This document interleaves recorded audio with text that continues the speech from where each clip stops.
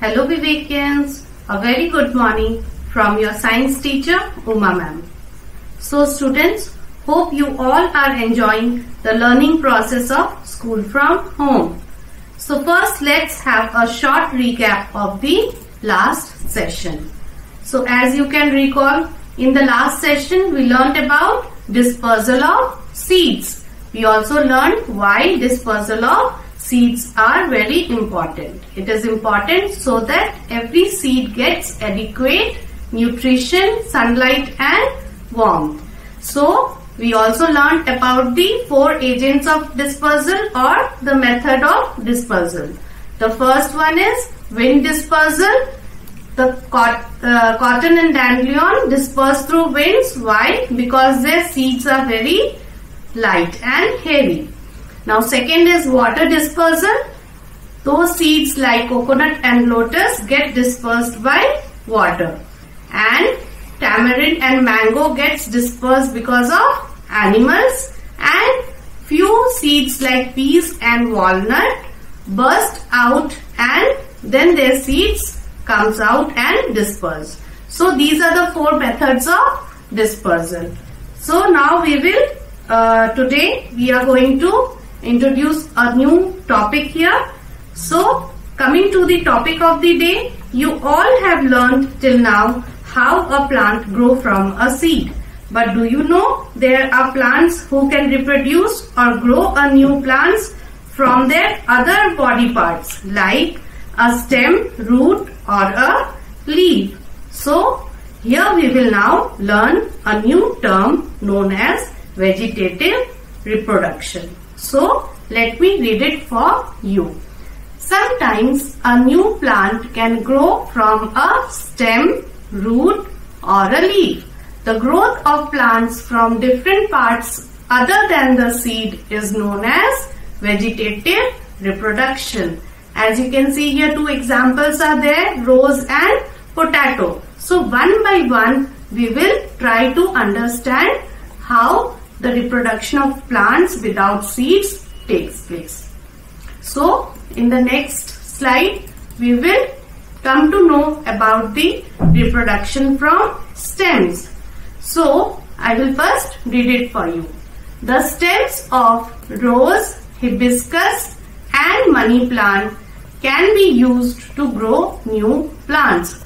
So what happens, children? You all must have seen rose plant. So generally if we cut a stem of rose plant and we put in other pot, a new rose plant comes out.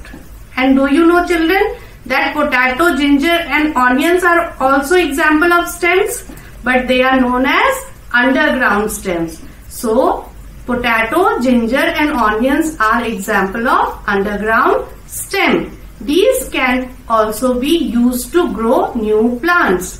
So potato and ginger have eyes on them.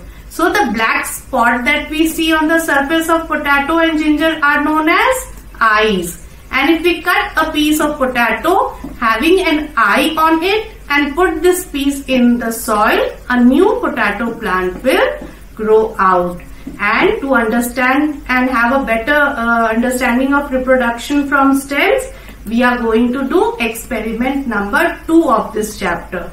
So what is the aim? The aim of this experiment is to understand how to grow plants without using seeds. And the material required are sweet potato, onion, toothpick and 2 clear containers. Here I have, instead of sweet potato, I have taken a potato. So dear student, now we will do experiment number 2 of this chapter and we will try to understand how to grow plants without using seeds. So here I have done this experiment for you. As you can see, I have taken a container, a dish and water and few toothpick. So here instead of sweet potato, I have taken a potato. So here the first thing is to identify its eyes. So can you see these black dots over here? Yes. These black dots are the eyes and it is this body part of potato from where new plant will grow. So now I will start the experiment. First I will pour some water in the container, and then I will take a toothpick and I will stick this toothpick into the potato. So this will help the potato to remain at its place in the container. So as you can see, the potato bottom has become wet, and now I will keep it in the sun for few days and let's see what will happen. So dear students, I have kept this potato in the sun for few days and I have refilled it with water. So now let us see what the changes has happened. So as you can see, these eyes are clearly visible now. It's become more dark, and what can you see? Yes, a new small baby plants have come out from the eyes. So these are the new plants that will grow into a big plant. So now in the next slide, we will try to understand reproduction from roots. So I will read it for you first. Some roots like those of sweet potato, dahlia, carrot and radish can give rise to new plants. If we cut the top portion of a carrot and plant it in the ground, a new plant will grow from it. So I have done this for you. Let us see. So here, dear students, instead of carrot, I have taken a beetroot. So beetroot is also a kind of root. So here you can see the beetroot that I have taken, and I have taken a pot filled with soil.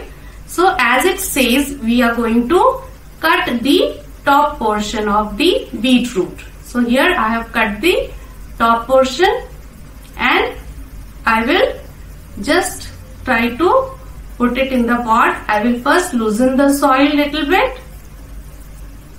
and then I will put it deep inside and cover it with soil. After that, I need to pour some water over it and keep it in the sun. So what will happen once I keep in the sun? It will grow into a new beetroot plant. So in the last, we are going to learn about reproduction from leaves. Yes, can you imagine? Plants can also reproduce from leaves. So first I will read for you.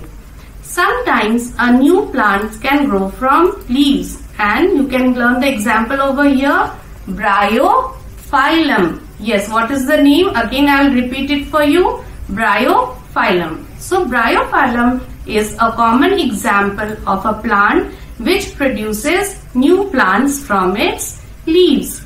Tiny buds grow on the margin of the parent leaf. After some time, they fall on the ground and grow into new plants. Each bud can give rise to a new baby plant. So dear children, here I will show you a video how Bryophyllum reproduces from leaves. So you can see here a plant known as Bryophyllum. So first I will just cut the leaf and I will cut off the branches attached, and then I will just put that leaf over the soil. I will stick the leaf properly over the soil, and then I will put some water over it.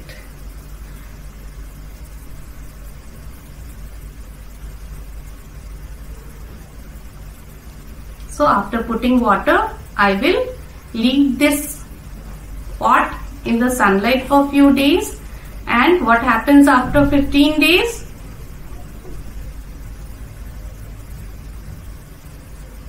So after 15 days, can you see a small leaflets coming out? Yes, these are the new plants, baby plants of Bryophyllum. So this is where we end our lesson today. Hope you all are doing your assignments on time, and I'll meet you soon with the new topic. Thank you so much.